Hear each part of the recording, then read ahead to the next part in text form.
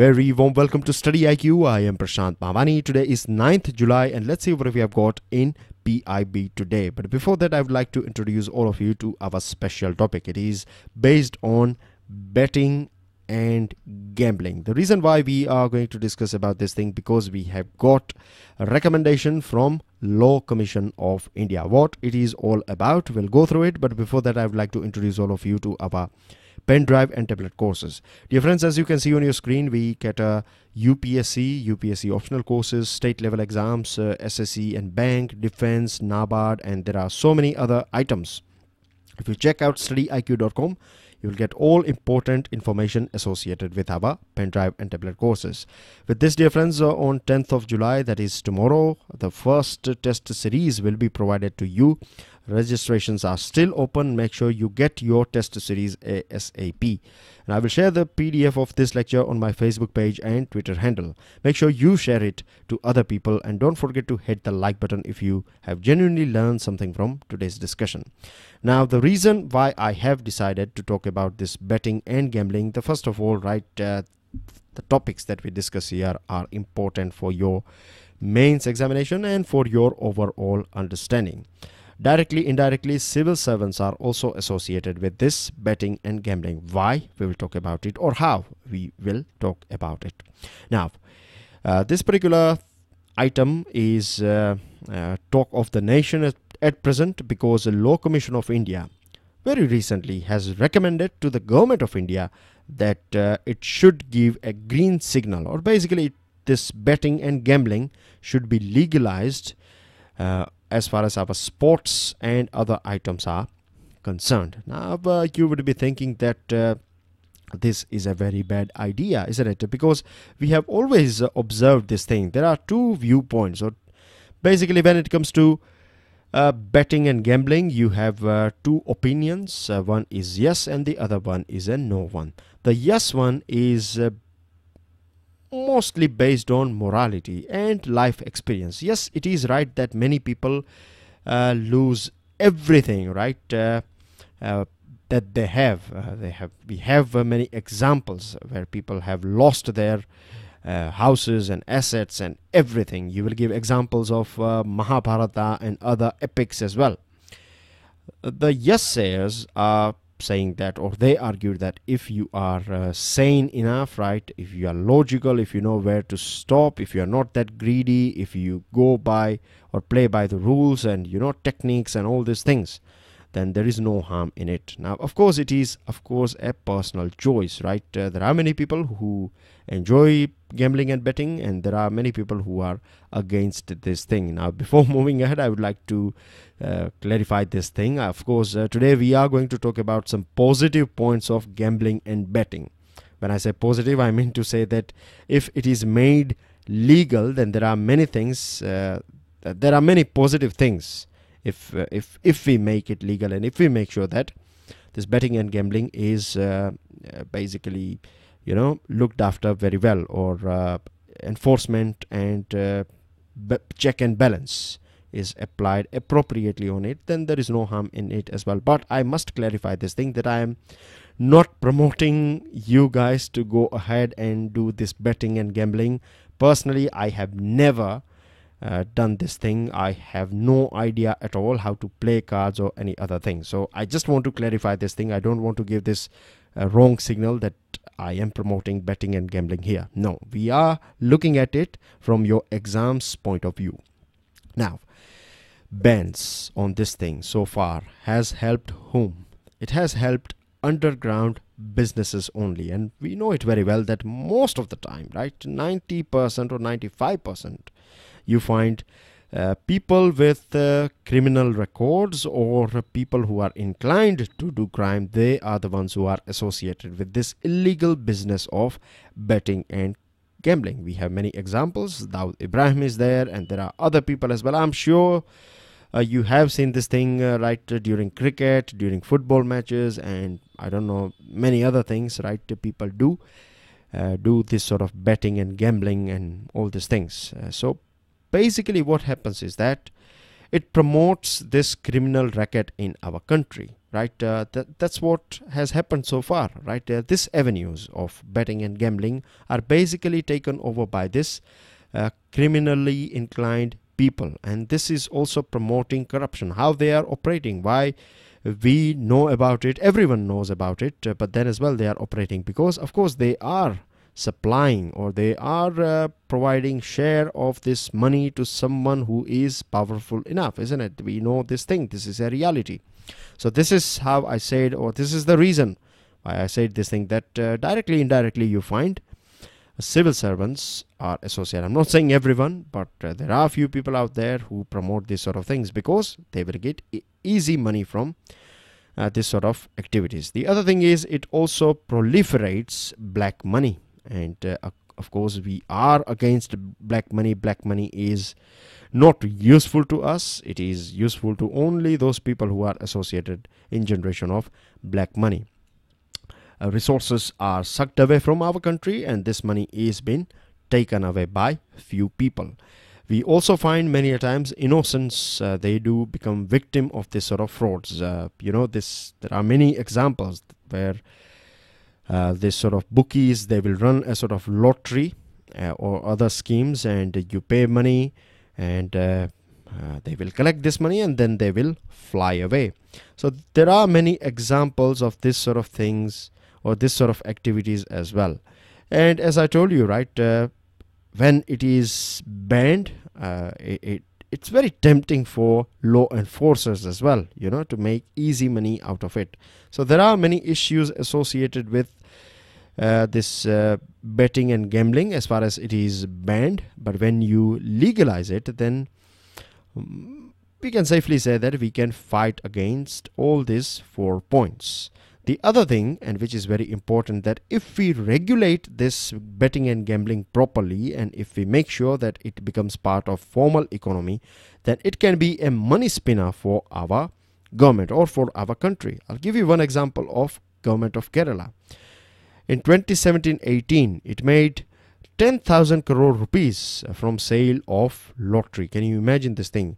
And just imagine how much we can make, or how much government of India can make once we legalize it, once we make sure that these taxes are paid on this betting and gambling. We can use this money for Modicare and for fighting climate change, for building institutions, education, as well as health institutions, skill development institutions, and there are many other things that we can do with this huge amount of money that will come in as revenue for government. The other thing is, and again I would like to highlight here, that so far we have seen that government is not getting even a single penny out of this ban. So when it is legalized, right, of course government will get huge amount of money.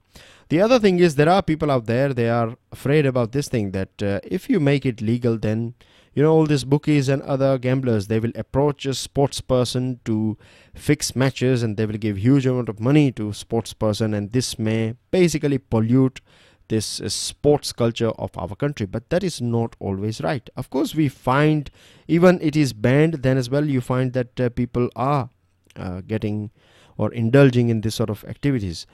But it is more about effective investigating agencies. If you have good investigating agencies, then people will know for sure, sports person, that if they do something wrong, then they will be caught. If this fear is there, then there is this fear, means, you know, fear of law is there in the hearts and minds of this sports person.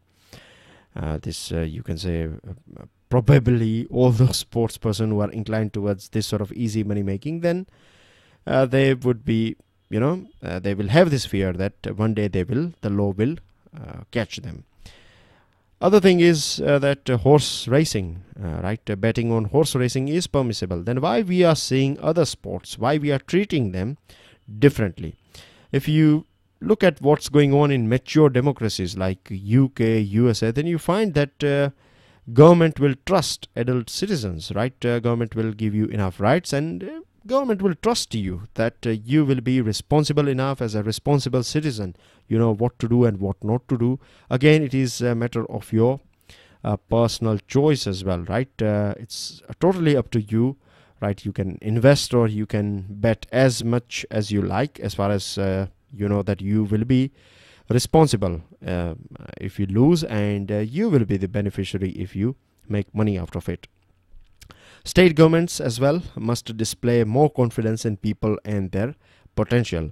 And what we need to do is we need to learn best practices around. We can learn best practices from many states. You find this betting and gambling is legal, so we can grab best laws. It's not just within our borders. We can also see what's going on in different countries, like mature democracies like UK, USA and other countries, Australia maybe. I'm not sure about Australia, but I'm sure about UK. You have this betting shops everywhere. When I say everywhere, I mean it's very easy to find a betting shop, and you can place your bet on cricket, on football, on rugby, or a horse race or dog race, and you can place it, and tax and everything will be, they will give you a proper official receipt, and tax and everything will be collected. So it's working very well over there, and I know it for sure that you hardly find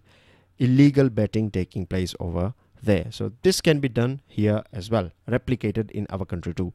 Now, before moving or taking you through PIB news items, I would like to draw your attention at this offer here. Our UPSC Pre and Mains pen drive course is available for 22,500 rupees only, whereas you pay 2 lakh rupees on an average. This is the fee, right, of coaching institutions. So make sure you check out StudyIQ.com, go through the details associated with our pen drive and tablet courses, and I can assure you guys that it will be a very good investment. With this, you can see a very good picture on your screen, right? You can see Prime Minister of our country, you can see Chief Minister of Uttar Pradesh, and this is about the world's largest mobile factory, Make for the World, July 9th, 2018, Noida, Uttar Pradesh, India. The gentleman here, his name is Jae-in. He is president of South Korea. This factory is about Samsung, as you can read here on this picture, right? It is about Samsung. We have together, these two leaders have inaugurated world's largest mobile phone factory in Noida, Uttar Pradesh. This is Samsung's factory. They will make phones here and other gadgets here, and this will be exported in different parts of the world.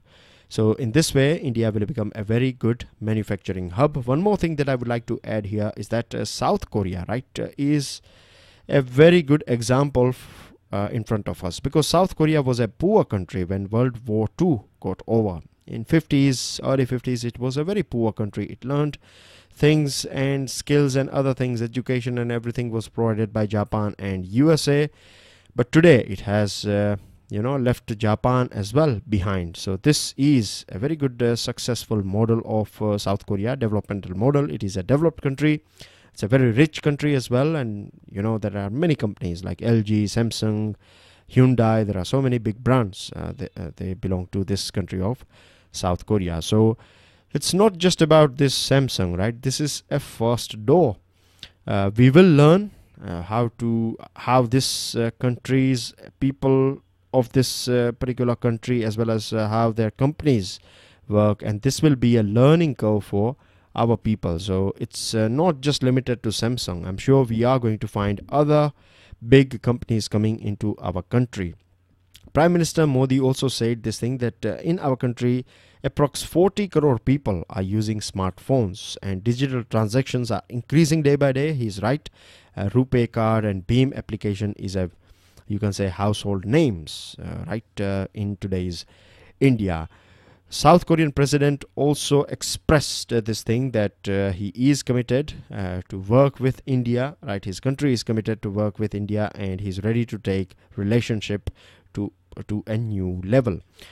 He also talked about this new policy of his government that is called Southern Policy. It is something similar to Act East policy. So Act East and Southern Policy can marry each other. So this is going to be win-win for India and South Korea.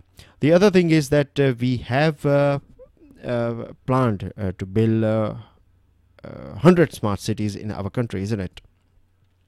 We find the index as well. Now, South Korea, as I told you, is a good example of development. So it has expressed its interest in infrastructural projects that are going on in our country. And we have assured them, Suresh Prabhu, who is our Commerce and Industry Minister, has offered this platform. We have said that India is ready for your investment, and we have also assured them that they will find India as a very good destination for their investment. With this, dear friends, HRD Ministry has granted this status of Institution of Eminence to IIT Delhi, IIT Bombay and IISc Bangalore. With this status, these institutions will be granted full autonomy. And full autonomy is very important in today's world. You know, there's rapid changing technology, rapid changing ways of doing things. So when you are autonomous, you have this agility and flexibility. You can take quick decisions. You can, design your course based on the requirement of the market and things like that. So this is going to be a big move for these three institutions. Apart from that, when we talk about private institutions, then this BITS Pilani and Geo Institute, these two institutions have been granted this eminence tag in private sector. The main aim here is to make sure that in next 10 years we find our institutions in the list of top 500 world best institutions, and our long-term goal is to see our institutions in top 100 as well. With this, our students will get best teaching as well as research facilities, and to select these institutions, an empowered expert committee was also constituted by HRD Ministry. Now, NGT is not happy about this dwindling population of indigenous breeds of cow across our country. Justice Jawad Rahim, who chaired or headed this bench, has asked the state governments to inform NGT about schemes and policies that are formulated by them, if any, as far as this protection of this indigenous breeds of cows is concerned. Apart from that, he has also, or this bench members have also said or asked all state governments to conduct a census and appraise it whether veterinary as well as medical assistance is provided to this indigenous cow. Moving on to another item, this is a very important item, a small yet important change. Based on this thing, you may find questions in your prelims examination. We have this Northeastern Council, and this Northeastern Council looks after this 8 northeastern states, right? It's basically a regional planning body. So far, right, this regional planning body was not part of Home Ministry, but recently Cabinet decided that it should be brought under direct control of Home Ministry. So a question can be formed that NEC falls under which ministry?